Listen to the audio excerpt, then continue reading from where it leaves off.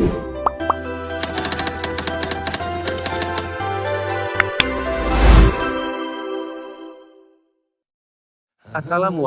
rakan, welcome back to my channel. Hari ini kita akan membahas tentang tanda menjelang hari kiamat, siapa Ya'juj dan Ma'juj. Mari simak penjelasan lengkapnya. Salah satu tanda datangnya hari kiamat adalah dengan munculnya Ya'juj dan Ma'juj. Lantas siapakah Ya'juj dan Ma'juj itu yang disebut sebagai tanda akan datangnya hari kiamat?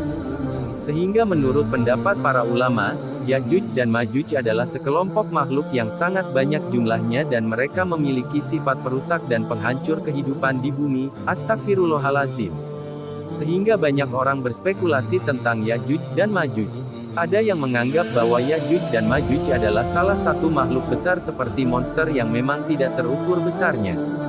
Sehingga pun ada juga yang beranggapan bahwa Ya'juj dan Ma'juj bukan dari bangsa manusia, melainkan dari bangsa iblis. Lalu ada pula yang berpendapat bahwa Ya'juj dan Ma'juj itu adalah alien yang menyerang bumi, wallahu alam.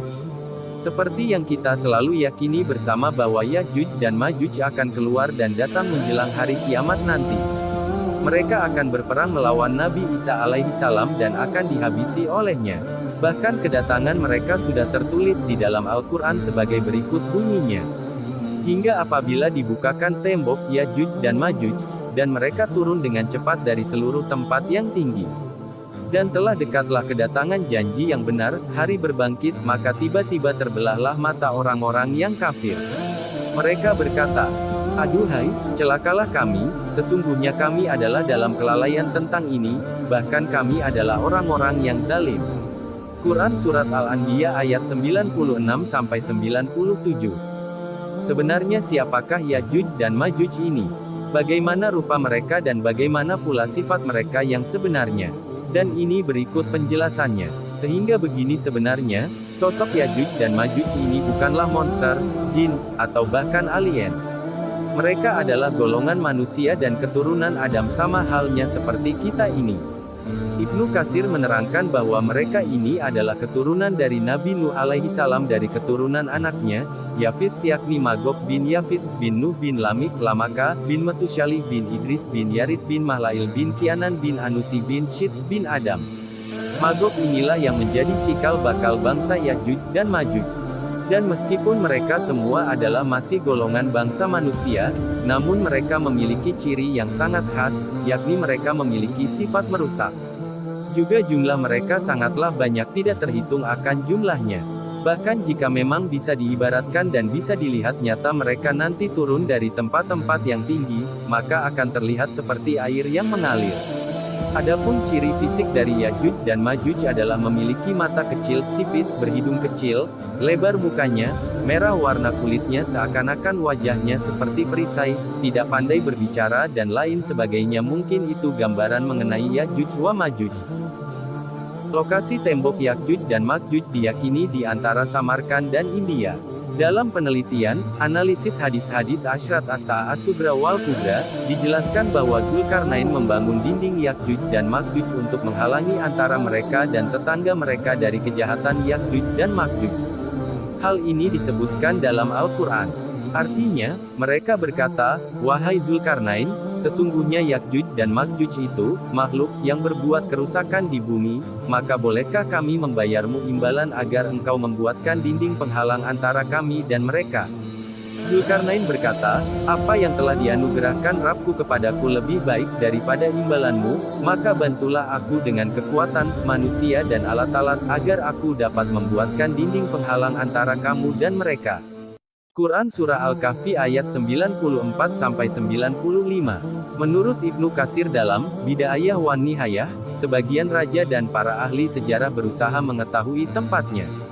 Di antaranya adalah Khalifah Abbasiyah Al-Watsik berkuasa 842-847 pernah mengutus beberapa gubernurnya bersama pasukannya untuk melihat dan meneliti dinding tersebut. Maka mereka menelusuri dari suatu negeri ke negeri lain, dan satu kerajaan ke kerajaan lainnya hingga mereka bertemu dinding yang terbuat dari besi juga timah. Mereka melihat sebuah pintu dengan kuncinya yang sangat besar. Demikian pula mereka melihat susu-susu dan madu pada sebuah benteng di sana, dan dijaga oleh penjaga dari kerajaan-kerajaan yang berbatasan dengannya. Dinding itu sangat tinggi sekali, tidak dapat didaki, juga gunung-gunung yang ada di sekitarnya tidak dapat didaki.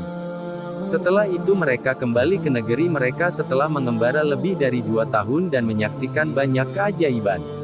Kisah ini disebutkan oleh Ibnu Katsir akan tetapi beliau tidak menyebutkan sanadnya, maka hanya Allah lah yang mengetahui kebenaran kisah tersebut. Dinding itu dibuat dengan menggunakan potongan-potongan besi, kemudian cairan timah dituangkan di atasnya sehingga menjadi sebuah penutup yang sangat kuat. Sayyid Qutb dalam tafsir Az-Zilal berkata, ditemukan sebuah dinding penghalang di dekat kota Tirmiz yang terkenal dengan pintu besi pada awal abad ke-15 Masehi. Seorang ilmuwan Jerman bernama Silberger pernah melewatinya dan mengabadikannya dalam bukunya. Demikian pula seorang ahli sejarah dari Spanyol Clapejó di dalam perjalanannya pada tahun 1403 Masehi, dan beliau berkata, penutup kota pintu besi ada di jalan antara Samarkand dan India. Bisa saja dinding penghalang itu adalah dinding yang dibangun oleh Dzulkarnain. Lokasi tembok Yakjuj dan Makjuj di antara Samarkand dan India ini sama seperti yang diungkapkan Abdullah Yusuf Ali dalam tafsir The Holy Quran, yaitu di distrik Hisar, Uzbekistan, 240 km di sebelah tenggara Bukhara, ada celah sempit di antara gunung-gunung batu.